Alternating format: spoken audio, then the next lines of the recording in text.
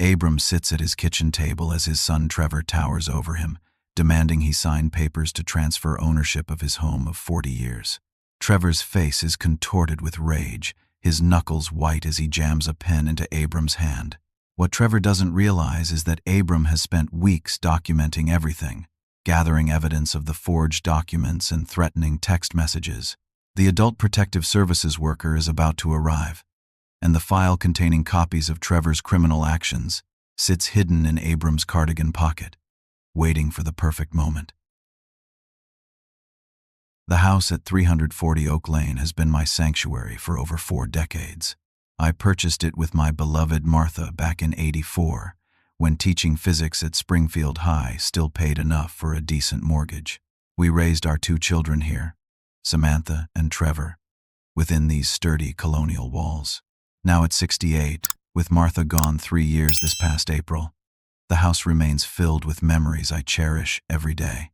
My daughter Samantha calls from Portland, Oregon, like clockwork every Sunday evening. She moved west for a university teaching position 12 years ago, but distance never diminished our bond. Her voice fills my kitchen with warmth as she describes her latest research project or asks about my garden. Trevor, on the other hand, lives just 20 minutes away in the same town, yet before Martha passed, we might go months without a visit. Martha always served as our family glue. Her battle with ovarian cancer was brief but brutal. Those final months, Samantha flew in every 3rd weekend, helping with hospice care and ensuring I remembered to eat. Trevor visited sporadically, always with a ready excuse about work demands or his children's activities. I never complained. Everyone processes grief differently, I told myself. After the funeral, I settled into a quiet but independent routine. My arthritic knees protest on rainy days, but regular swimming at the community center keeps me mobile. I maintain my vegetable garden, host monthly poker nights with fellow retired teachers, and volunteer twice weekly at the Science Museum downtown. Contrary to my son's later claims, I've remained perfectly capable of managing my own affairs. The shift began subtly, about 7 months after Martha's passing. Trevor started dropping by unannounced, something unprecedented in our strained relationship. "Just thought I'd check in on you, Dad," he said during that first surprise visit, carrying grocery bags. Brought some essentials. I was genuinely touched. Perhaps losing his mother had awakened something in my son. He unpacked groceries, fixed the leaky faucet in the downstairs bathroom, and stayed for dinner. Over the following weeks, his visits increased in frequency. He replaced burnt-out light bulbs, mowed the lawn without being asked, and seemed genuinely interested in my well-being. "Dad, have you thought about getting your investments in order?" Trevor asked one evening as we watched a baseball game. "I know a financial advisor who specializes in retirement planning." My defenses should have raised then. Trevor works in real estate, not finance, and had never shown interest in my retirement situation before. But I was so grateful for his renewed presence that I merely thanked him for his concern. "Your mother and I planned carefully," I assured him. "My pension, Social Security, and investments cover my needs comfortably." He nodded, but I noticed a flicker of disappointment cross his face. By month 3 of this newfound attention, Trevor began commenting on the house. "This place is so big for just one person, Dad," he mentioned while helping me bring down Christmas decorations from the attic. "All these stairs must be hard on your knees." "I manage fine," I replied. "The bedroom and a full bath are on the ground floor. Martha insisted on that renovation when we turned 50. Still," Trevor persisted, "the maintenance must be overwhelming." Each visit brought similar comments, planted like seeds meant to grow into doubt about my ability to maintain my home. I recognized the strategy, having watched my own father subjected to similar treatment by my brother years ago, but I chose to believe Trevor's intentions were genuinely concerned. Then came the dinner that changed everything. Trevor and his wife Denise invited me to their home, something rare enough to pique my curiosity. They served my favorite pot roast, kept my wine glass full, and waited until dessert to reveal their true purpose. "Dad, we've been researching some really nice senior living communities," Trevor announced, sliding a glossy brochure across the table. I glanced at the photos of smiling, gray-haired people playing bocce ball on manicured lawns. The Oaks at Willow Creek, read the elegant script across the top. "This is unnecessary," I said firmly, pushing the brochure back. "I'm perfectly comfortable in my home." Denise jumped in, her voice honey-sweet. "Abram, these places are like luxury resorts. No home maintenance, prepared meals, daily activities with people your own age. And who would pay for this luxury?" I asked, already knowing the answer wasn't going to be them. Trevor cleared his throat. "That's the thing, Dad. If you sell the house, you'd have more than enough to live there comfortably for years. And what happens to my home?" Though I already suspected their answer, "We'd take care of it," Trevor said smoothly. "Maybe rent it out to generate additional income for your care. Or if the market's right, sell it when the time comes." "I appreciate your concern," I said carefully, "but my home isn't for sale. I should discuss this with Samantha too." The mention of my daughter's name caused an immediate reaction. Trevor's jaw tightened, and Denise's smile faltered momentarily. "Samantha lives across the country," Trevor snapped. "She's not here dealing with things day to day. We are."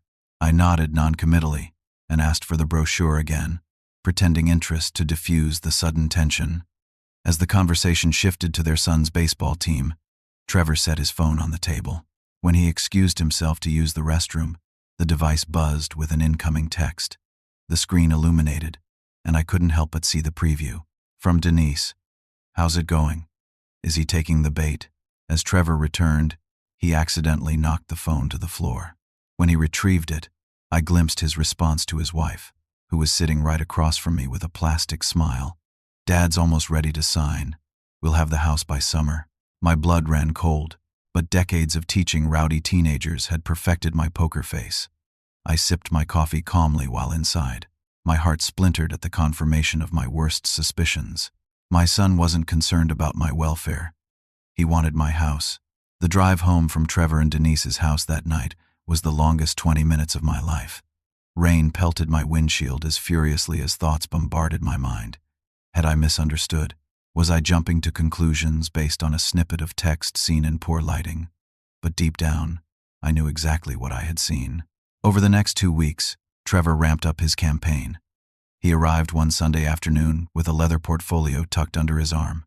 "Just some paperwork for you to review, Dad," he said casually, spreading documents across my kitchen table. Basic stuff to get the ball rolling on the senior community application.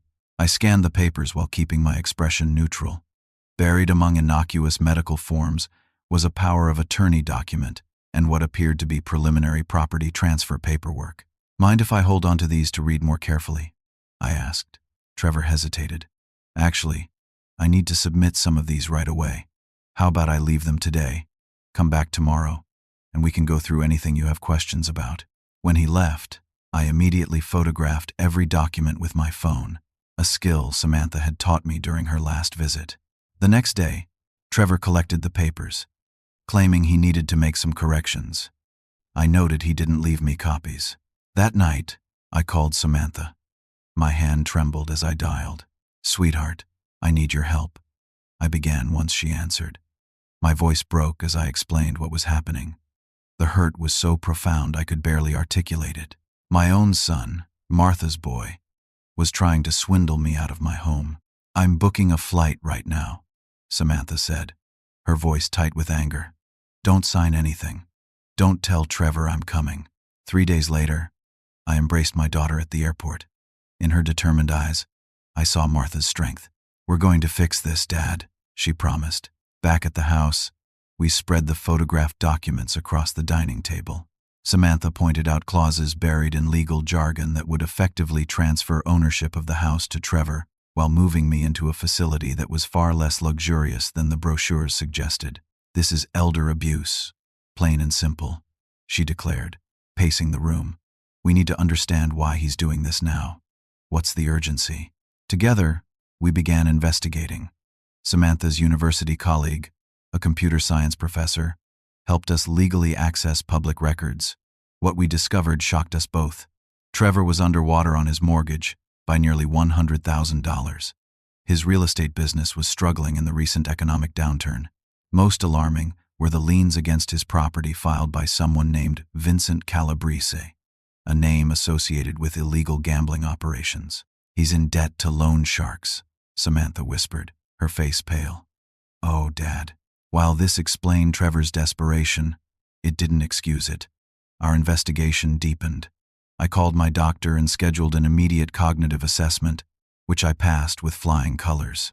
The doctor documented his findings regarding my mental competence, creating a record that would be crucial later. Then came the most disturbing discovery. Samantha suggested we check if Trevor had attempted to impersonate me in any way. A visit to my bank revealed he had indeed tried to access my accounts using my personal information. The branch manager, Gloria Peters, had known me for 20 years and became suspicious when I called requesting online access, but couldn't answer security questions correctly. We flagged your account for protection, Gloria explained. I was going to call you about it next week. But the worst revelation came when I checked my rarely used post office box. Among the mail was a notice from the county recorder's office confirming receipt of preliminary property documents I had never submitted. Somehow, Trevor had already forged my signature on initial paperwork. Only the requirement for notarization had prevented the transfer from proceeding. That evening, as Samantha and I sat shell-shocked in the living room, the doorbell rang.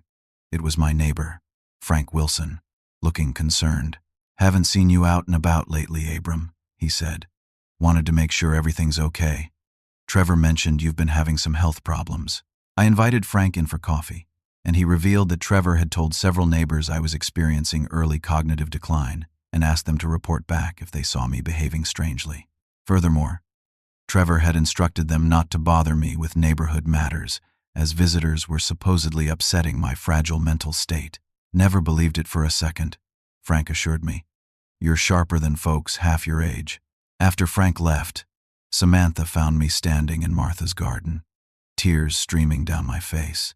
He's been lying to everyone, I said, my voice hollow, isolating me, setting the stage to take everything. Samantha took my hand. Then we document everything and fight back. Mom would expect nothing less. Later that evening, as we reviewed our evidence, Samantha received a text from her cousin Jamie. Is Uncle Abram okay? Trevor says he's getting confused and gave him power of attorney to handle his affairs. The realization hit us both simultaneously. Trevor hadn't just targeted my home and accounts. He was systematically dismantling my entire reputation and support network.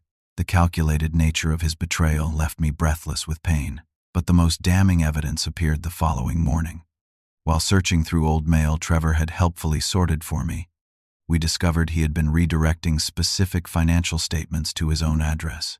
Comparing these with my online records revealed discrepancies suggesting small, regular withdrawals from my accounts, begun shortly after Martha's death.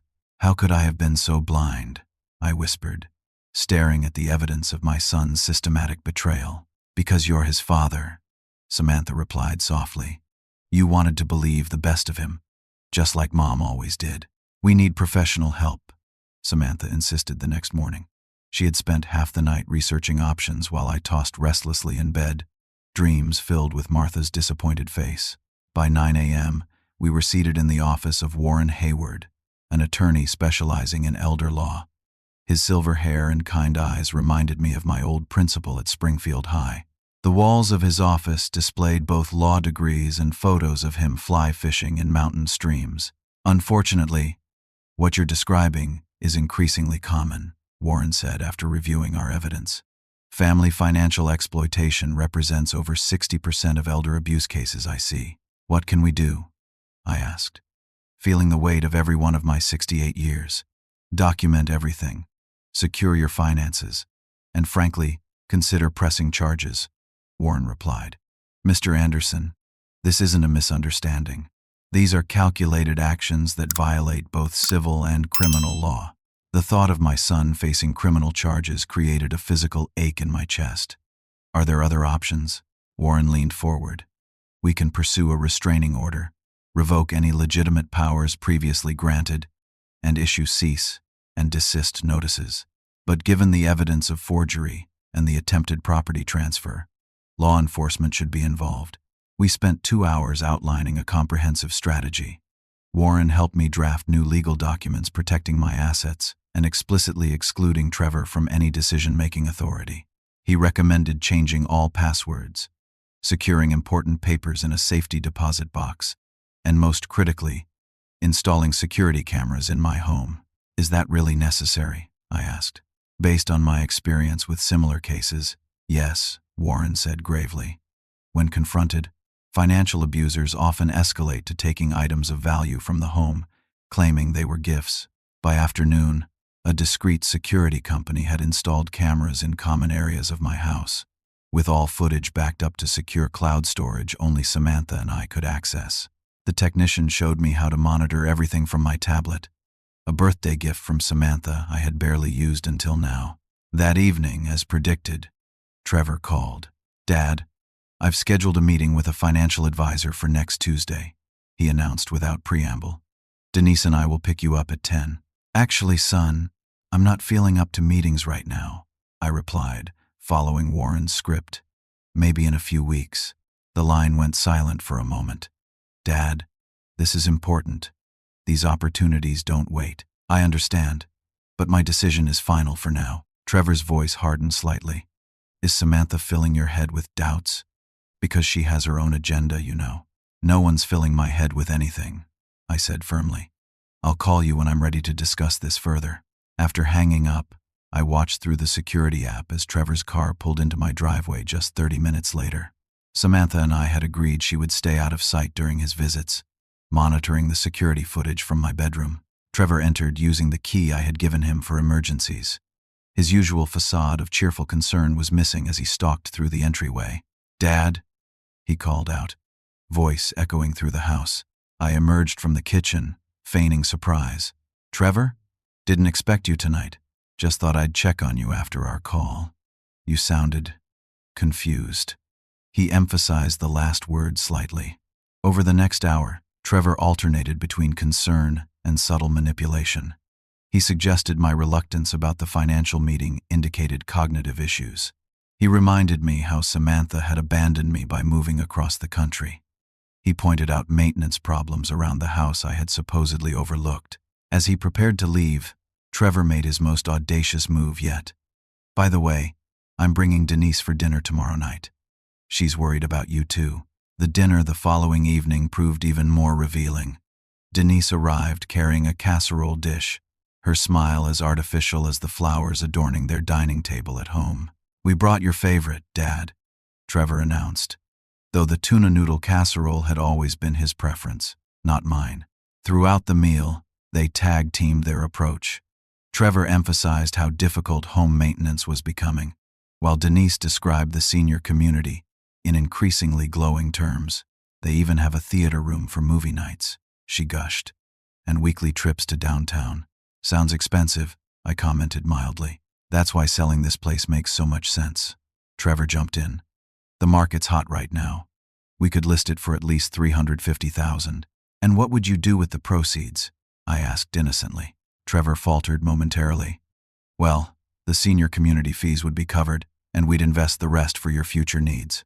Denise, less practiced at deception, let something slip. "We've actually been looking at beach properties in North Carolina. Such good investment opportunities there right now." Trevor shot her a warning glance, but the damage was done.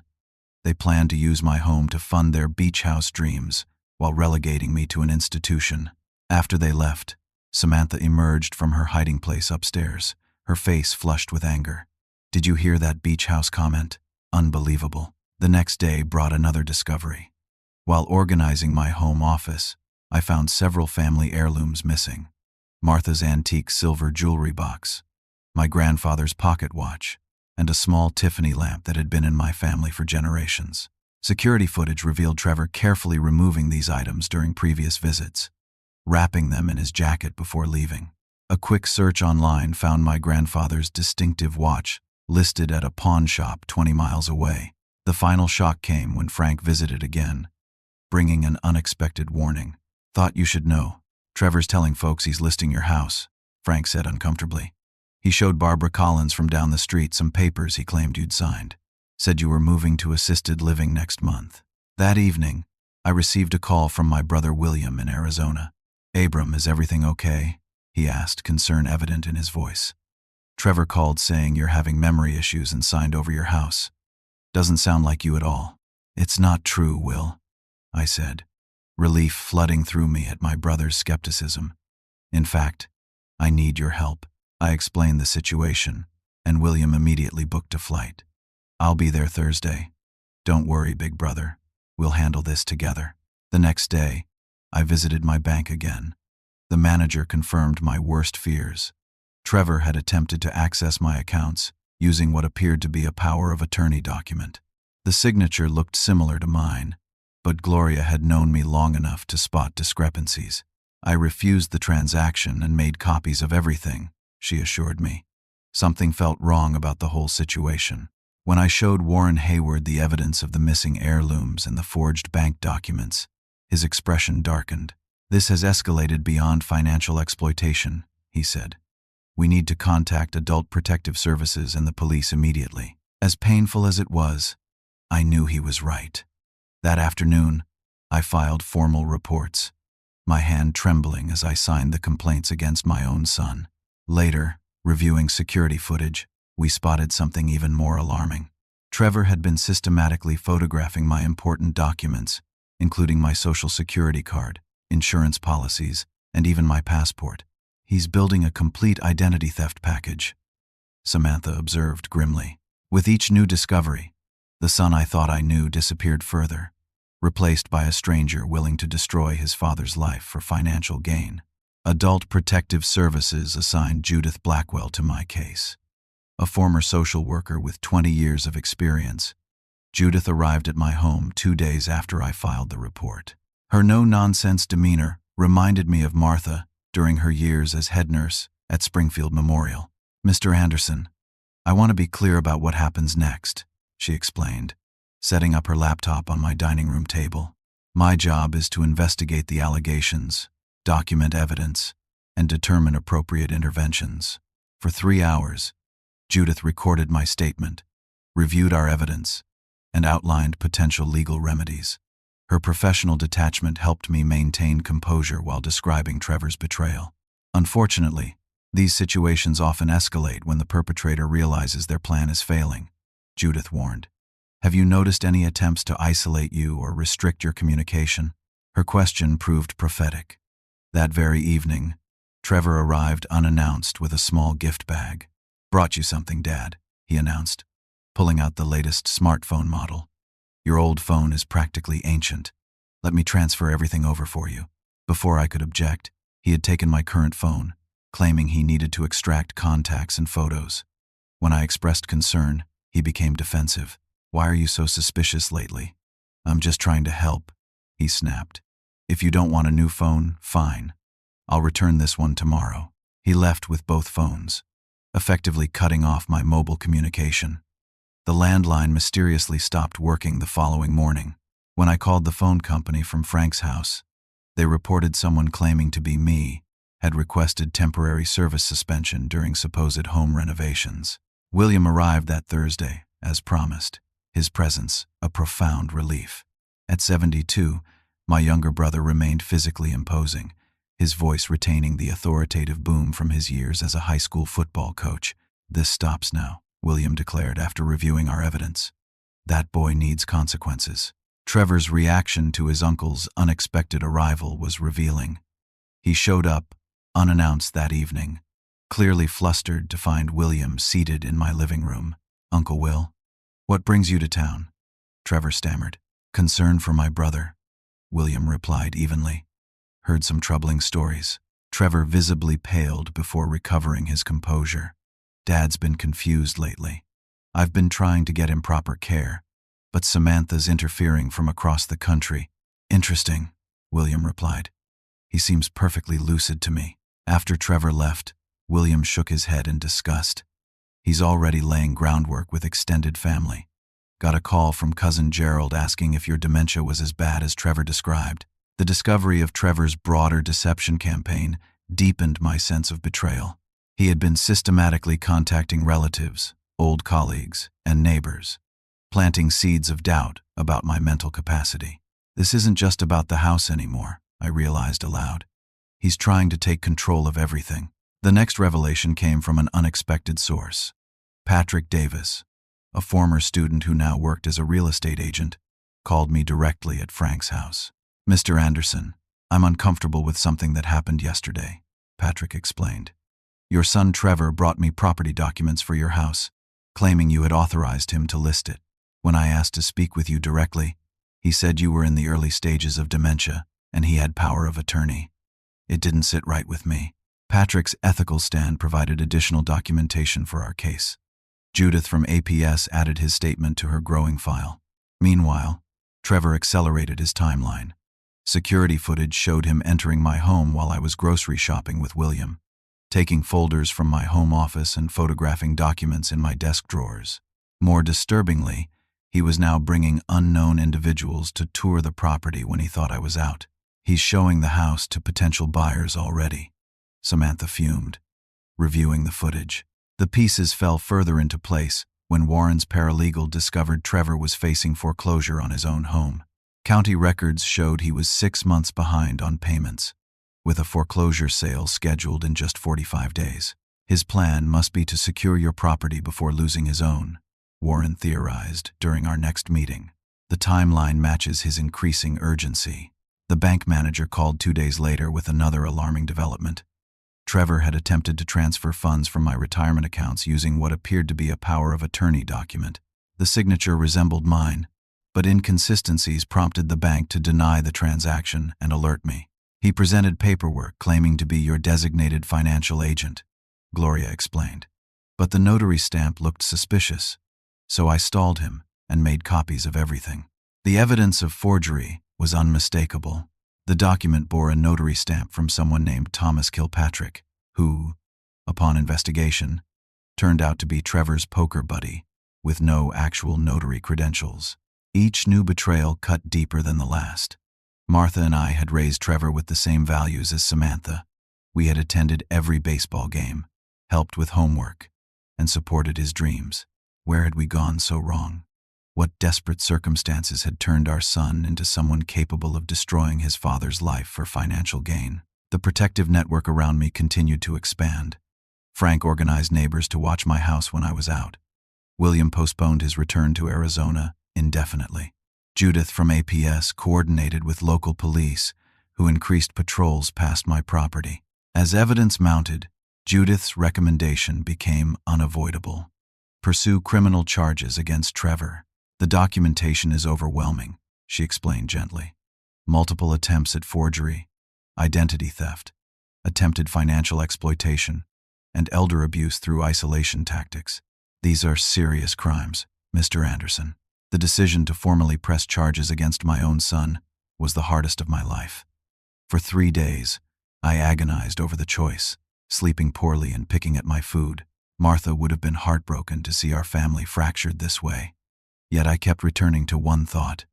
Martha would never have tolerated anyone hurting those she loved, even her own child. "We're not doing this out of vengeance," Samantha reminded me as I finally signed the formal complaint. "This is the only way to protect you and possibly help Trevor face his own issues." William agreed. "Sometimes the kindest thing we can do for someone is let them face consequences. Might be the wake-up call he needs." With charges filed and restraining order paperwork in process, we prepared for the inevitable confrontation. Trevor, unaware of our legal actions, continued his campaign, becoming increasingly aggressive as his timeline tightened. The bank called again. Trevor had attempted to open a line of credit in my name using forged documents. A realtor friend contacted me about Trevor listing my house for sale without proper authorization.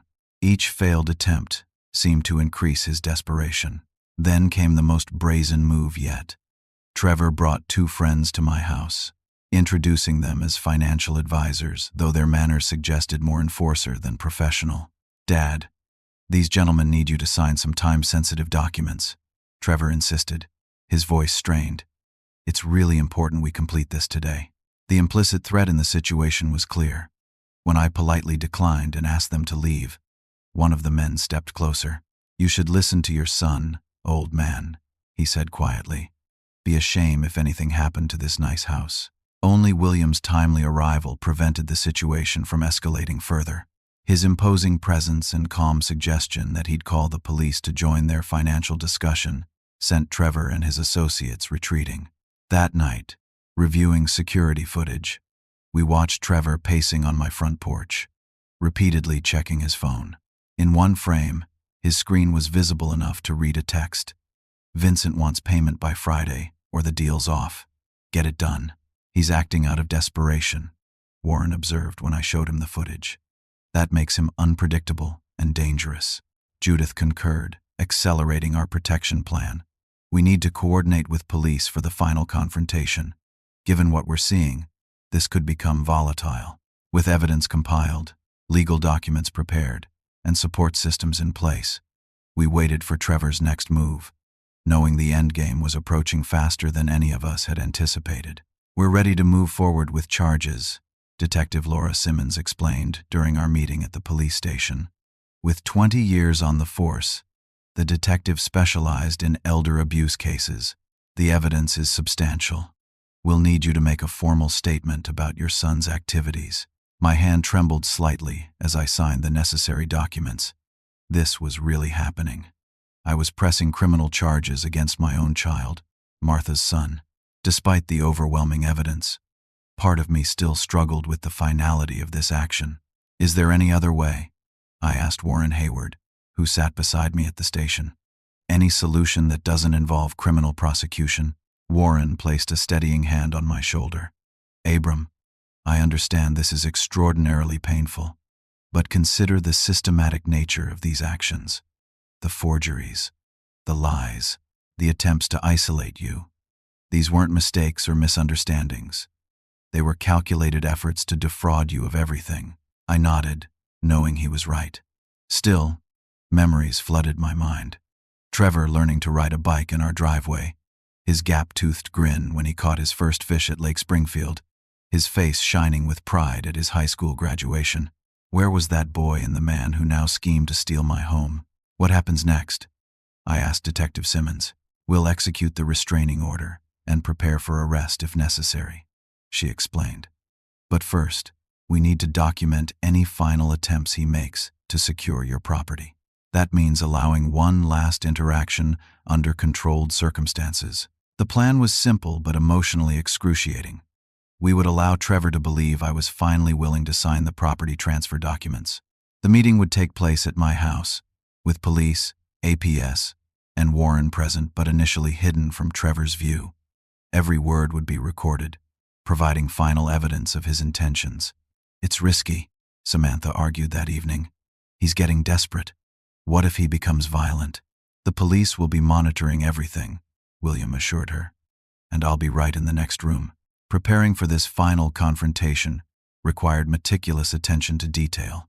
Warren created a file containing copies of all the evidence.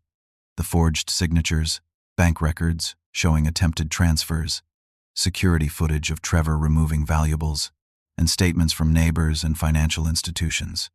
This file would be my trump card, revealing at the crucial moment that I had known about his scheme all along. That night, I called Trevor using Frank's phone, since he still had mine.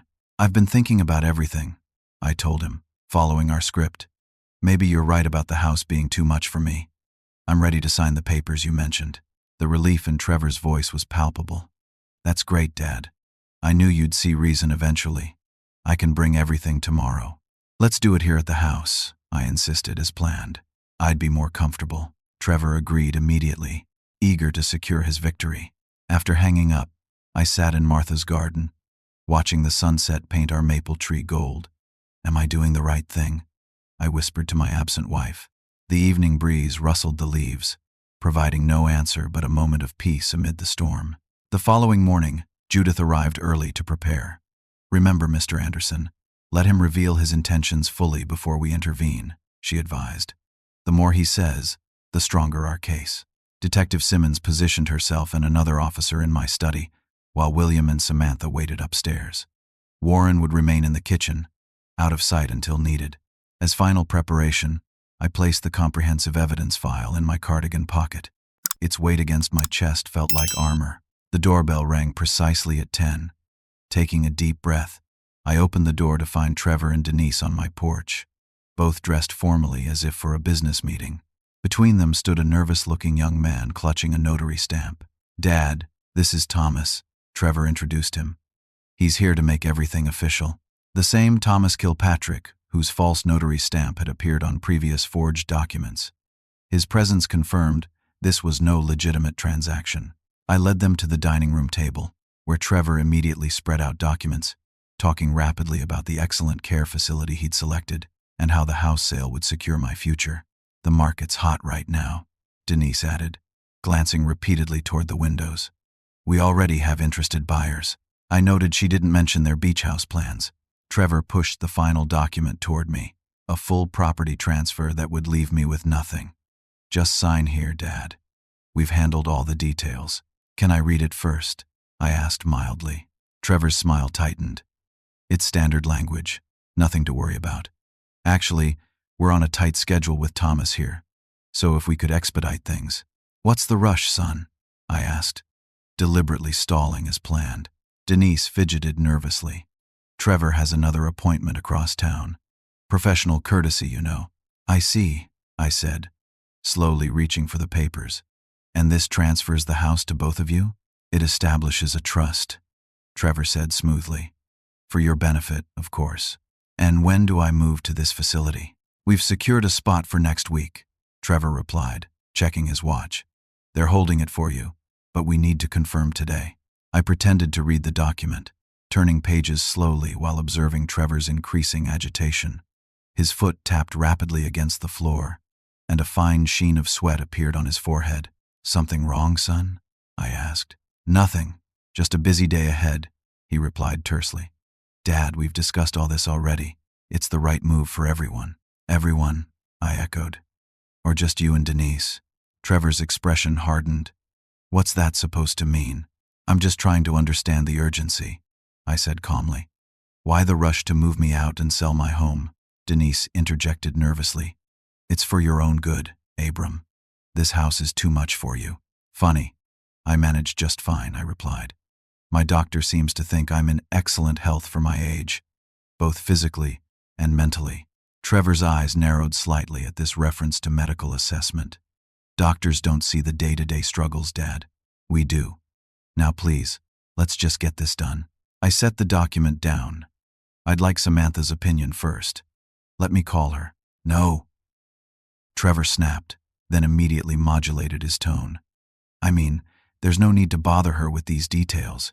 She's busy with her own life. She is my daughter, I reminded him. And this is a major decision. Trevor's facade of patience finally cracked. Dad, stop stalling. This is happening today, with or without Samantha's input. The young notary shifted uncomfortably, clearly sensing something was wrong. Maybe I should come back another time, he suggested. You're staying right here. Trevor hissed at him before turning back to me. Dad, I need you to sign these papers. Now. And if I don't? I asked quietly. Trevor leaned forward, voice dropping. Then I'll have you evaluated for competency.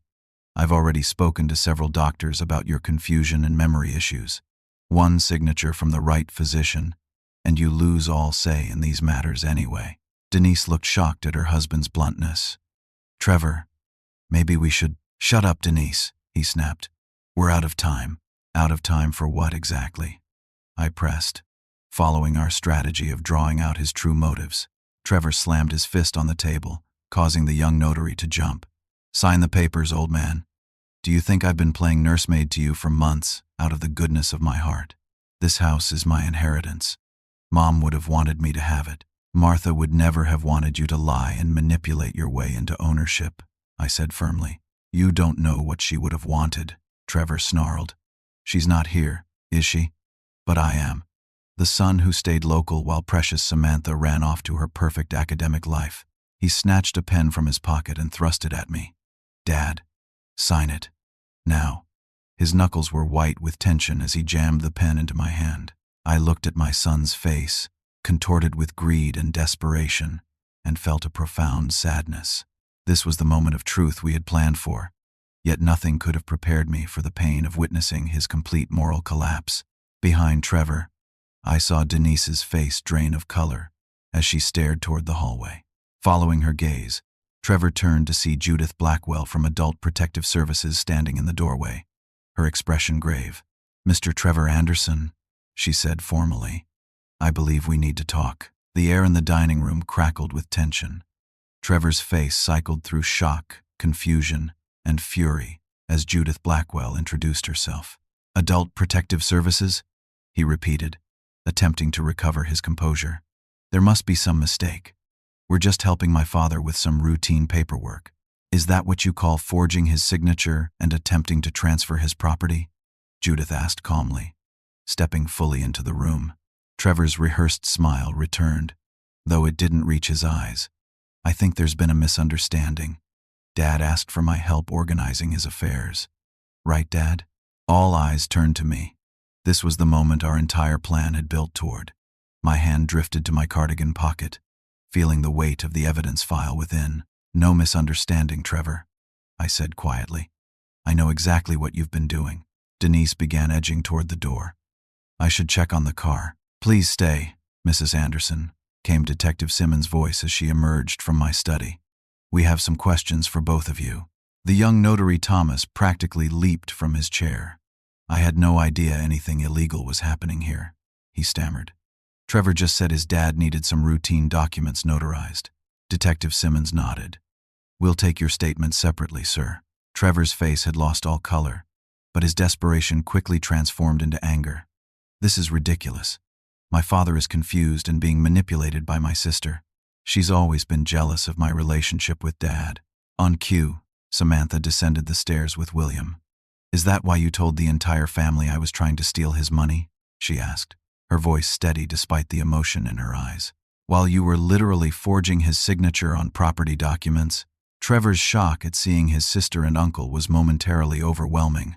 He staggered back against the dining table, sending papers fluttering to the floor. This is a family matter, he finally managed, voice rising. We don't need outsiders involved. Elder abuse is a criminal matter.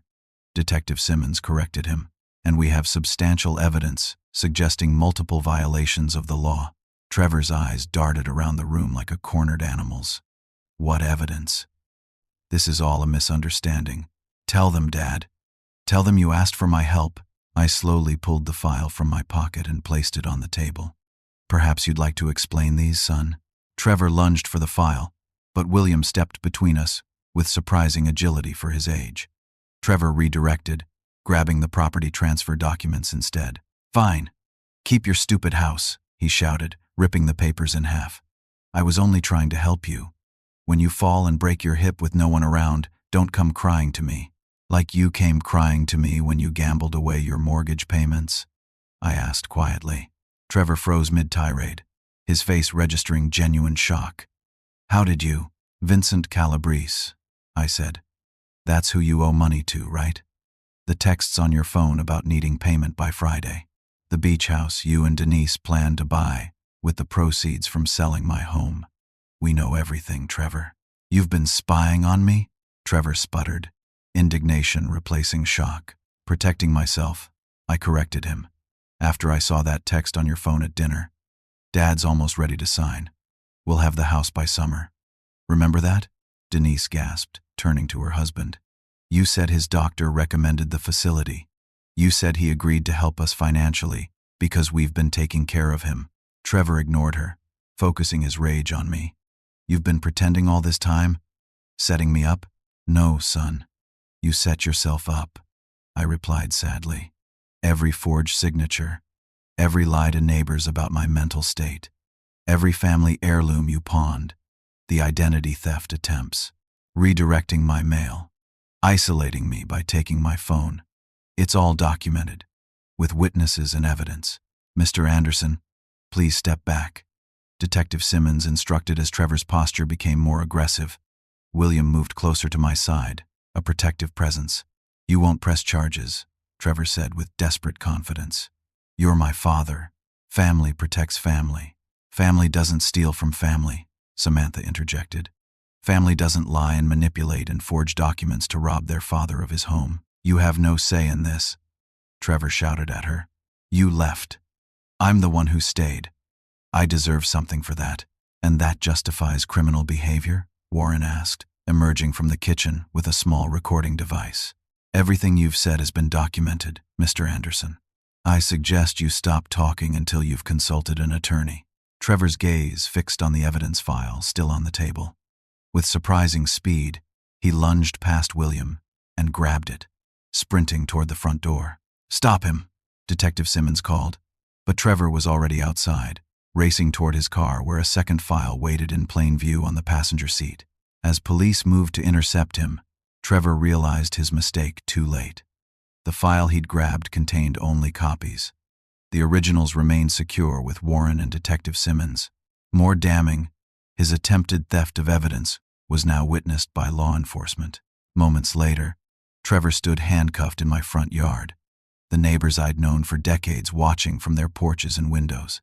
The public humiliation seemed to deflate him entirely. His shoulders slumped, and for the first time, I glimpsed something like shame in his expression. "Dad," he called as they led him toward the police car. "Dad, please, don't do this. Think about Mom. Think about what this will do to the family." I walked slowly down my front steps, feeling every one of my 68 years. "I am thinking about the family, Trevor," I said when I reached him. "About Samantha, who flew across the country to protect me. About your Uncle William, who dropped everything to help. About your cousins and our neighbors who saw through your lies. And yes, about your mother, who would be heartbroken by your actions but would never, ever condone them. I can explain everything," he insisted. "I just needed some help temporarily. Things got out of hand. Forging my signature wasn't out of hand, son. Trying to declare me incompetent wasn't a mistake. Those were choices, calculated decisions to take what wasn't yours." Denise approached, tears streaming down her face. "Abram, I swear I didn't know the extent of this. Trevor told me you had agreed to help us after our financial troubles." "Don't talk to him," Trevor snapped at her. "Don't say another word without a lawyer." Detective Simmons intervened. "Mrs. Anderson, we'll need your statement as well. Please come with Officer Jenkins." As they led Trevor to the police car, he looked back at me one last time. The mix of anger, shame, and fear in his eyes will haunt me for the rest of my days. This was my son, Martha's child, now facing criminal charges for attempting to defraud his own father. "I could have helped you if you'd simply asked," I called to him, my voice breaking slightly. "Why couldn't you just have asked?" Trevor had no answer as the police car door closed behind him. Standing in my front yard, surrounded by Samantha, William, Warren, Judith, and supportive neighbors, I felt an overwhelming wave of exhaustion. The confrontation was over, but the hurt and betrayal remained, raw and throbbing like an exposed nerve. Frank approached, placing a steadying hand on my shoulder. "Let's get you inside, Abram. This has been enough for one day." As I turned toward my home, my sanctuary for over 40 years, I realized something important. Despite Trevor's best efforts, this house remained mine. My memories with Martha remained intact. My dignity and autonomy remained preserved. Through pain and betrayal, I had fought back and won. But the victory felt hollow with my family now irrevocably fractured. 3 months have passed since that fateful confrontation in my front yard. The cherry trees Martha planted decades ago are blooming again, their delicate petals occasionally drifting through my open kitchen window. Life continues its relentless forward march, even when our hearts struggle to keep pace. Trevor accepted a plea deal after his initial court appearance. The evidence against him was simply too overwhelming to fight. He received 18 months of probation, mandatory financial counseling, and community service hours at a senior center. The judge also ordered a full psychiatric evaluation, which revealed a gambling addiction far worse than any of us had imagined. I declined to pursue additional civil action, despite Warren's advice that I could easily win substantial damages. Some might call this weakness, but I see it differently. There are wounds that money cannot heal, and relationships that, once shattered, require more than financial restitution to mend. Denise filed for separation shortly after Trevor's arrest. When she came to apologize in person, her shame was palpable. She admitted knowing about some aspects of the plan but claimed ignorance of the forgeries and fraud attempts. Whether this is entirely true remains uncertain, but her testimony ultimately helped the prosecution build their case. "I never thought it would go this far," she told me, unable to meet my eyes. "Trevor kept saying you had agreed to help us after our financial troubles, that selling the house was your idea. Samantha stayed with me for 6 weeks after the arrest, working remotely while helping secure my home and accounts. We installed better locks, a proper security system, and set up safeguards on all my financial matters. More importantly, we spent evenings on the back porch swing, rebuilding our connection through shared memories and hopes for the future. Dad, I keep wondering if I could have prevented this by visiting more often, she confessed one evening. This wasn't your responsibility, I assured her. Trevor made his own choices. William returned to Arizona but calls twice weekly with clockwork reliability. My brother's steadfast support reminds me that family bonds can be sources of strength rather than exploitation. The most unexpected development came 6 weeks ago, when I received a letter from Trevor. Written from the halfway house where he's receiving addiction treatment, the 4 pages contained his first genuine apology. I lost myself in desperation and greed, he wrote. The gambling debts kept growing, and instead of admitting my problem, I convinced myself that taking your house was somehow my right, my inheritance coming early. There's no excuse for what I did, and I understand if you never forgive me. But I am sorry, Dad. More sorry than I have words to express. I've read that letter countless times, searching for the son I remember in those carefully written words. The counselor who oversees his treatment program called last week, suggesting a supervised meeting might be possible soon. I'm still considering whether I'm ready for that step. One positive outcome from this painful chapter has been the strengthening of community connections. Frank organized a neighborhood watch program, specifically focused on elder welfare. Several neighbors have shared stories of their own adult children attempting similar, if less extreme, financial manipulations. These discussions have removed much of the shame and isolation that often accompanies elder abuse. Judith, from Adult Protective Services, invited me to speak at a community workshop about recognizing and preventing exploitation. Standing before a room of seniors and sharing my experience was terrifying yet cathartic. If my story helps even one person recognize and resist manipulation by those they trust, some meaning emerges from the pain. Warren helped me establish a proper estate plan with clear directives and protections. My assets are now held in a living trust, with Samantha and William serving as trustees. Monthly statements go to all of us, creating transparency that prevents future exploitation attempts. Most evenings, I still talk to Martha in our garden. I imagine her practical wisdom guiding my decisions, her compassionate heart helping me navigate the complex emotions of betrayal and potential forgiveness. He's still our son, I can almost hear her saying. Flawed, broken, but still ours. Yesterday brought an unexpected moment of healing. While sorting through photo albums in the attic, I found Trevor's high school graduation picture. His 18-year-old face beamed with hope and possibility, untouched by the gambling addiction and desperation that would later consume him. I placed the photo on my bedside table, a reminder that beneath the betrayal remains the child we raised and loved. This morning I hosted a garden brunch for neighbors and friends who supported me through the ordeal. Samantha flew in for the weekend, bringing fresh Oregon berries and stories of her latest research project. As I looked around at these people gathered under Martha's cherry trees, I realized something profound. Family isn't defined solely by blood, but by those who stand beside you in your darkest hours. The hardest lesson of this journey has been learning that love without boundaries isn't really love at all. True love requires honesty, respect, and sometimes painful consequences. By holding Trevor accountable, I may have given him his only chance at genuine recovery and redemption. Time alone will tell if that seed takes root. For those watching this who may recognize similar patterns in your own family dynamics, please hear this. Your home, your savings, your dignity are worth protecting. Age doesn't diminish your right to security and respect. Document everything. Trust your instincts when something feels wrong. Reach out for help before isolation becomes complete. You've spent a lifetime building your security.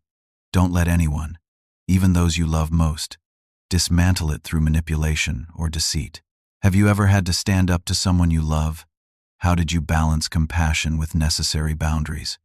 Please share your experiences in the comments below. Your story might be exactly what someone else needs to hear today. If this resonated with you, Please like and subscribe to see more stories about overcoming life's most challenging moments.